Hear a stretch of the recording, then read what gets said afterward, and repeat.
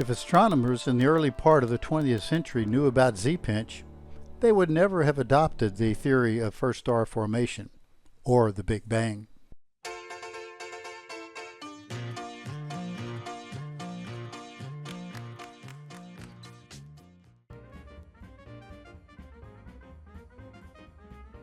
Did you know that Z-pinch disproves the current theory of the universe formation?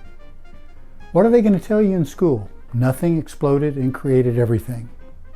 Okay, created the first stars. But they're going to tell you that when this nothingness exploded in the Big Bang, it created only hydrogen, helium, and a little tiny bit of lithium. Those are the three lightest elements on the periodic table, the three lightest ones that we know of.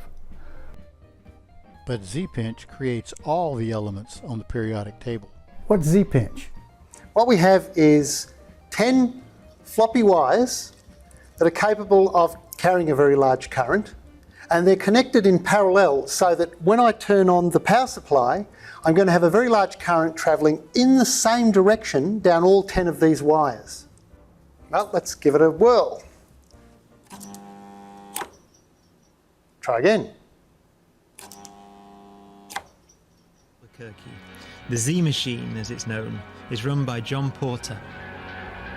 So this is the largest pulse power device in the world, where we're going to discharge about 26 million amps through a little thimble-size cylinder of wires, but for very short periods of time. At this point, the conductors are inside a vacuum, and then they're converging all to the axis.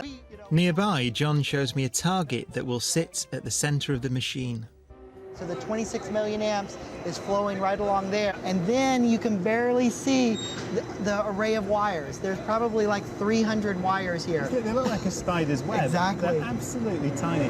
When it fires, these wires are rapidly vaporized, and the strong magnetic field generated by the enormous electric currents force the wire remnants to implode. This is known as a Z-pinch, and it's this that creates the conditions for nuclear fusion to occur. Only one picture has ever been taken of the Z-pinch in operation. This is that picture. Well, Z-pinch here in Sandia National Laboratory, that's our national Z-pinch machine. What it does is it creates nuclear fusion. When it's discharged, it creates a temperature hotter than the surface of the sun, and it actually creates all the elements of the periodic table.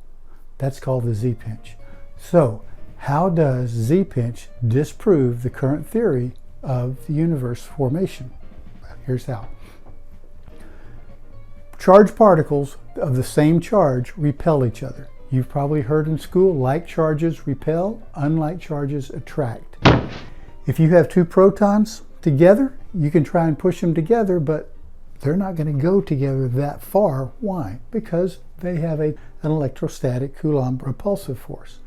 So the closer you get them together, the harder that thing is going to push apart, and you'll never get them together. But if you could get them together close enough, if you could get them together, then the strong nuclear force would take over. That's the strongest force we know of in nature. And when the strong nuclear force takes over, you're not going to be able to get them apart. That's called nuclear fusion. Those two particles, those two protons fuse together. Okay, how does Z-pinch disprove the current theory of star formation?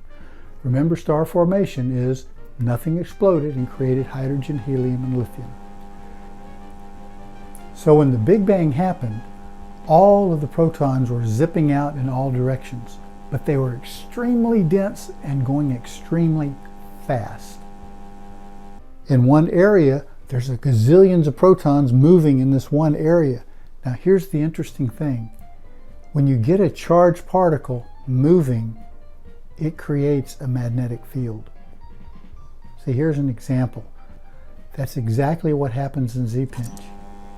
If you had a gazillion protons moving in one direction at the speed of light, the faster they go, the stronger the magnetic force of attraction is. So remember, the Coulomb force is trying to push them apart.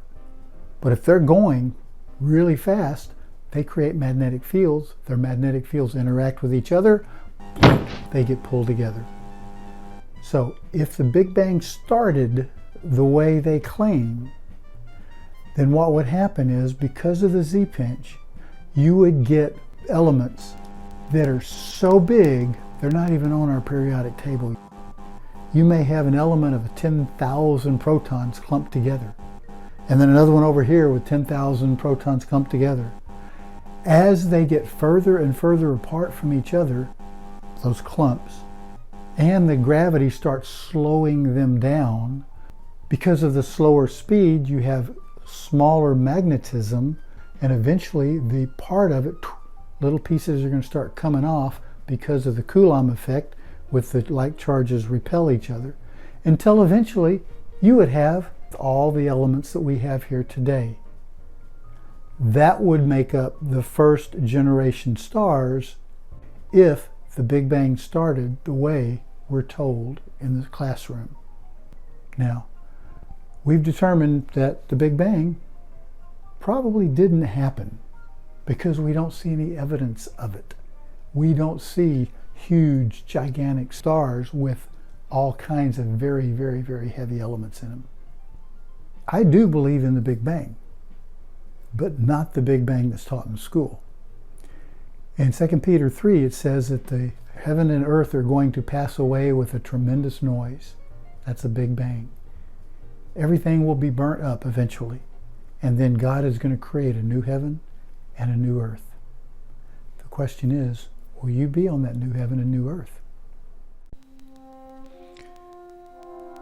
For God so loved the world that he gave his only begotten Son, that whosoever believeth in him should not perish, but have everlasting life. That whosoever could be you, but how do we get that everlasting life? God says, there is none righteous, nope, not one.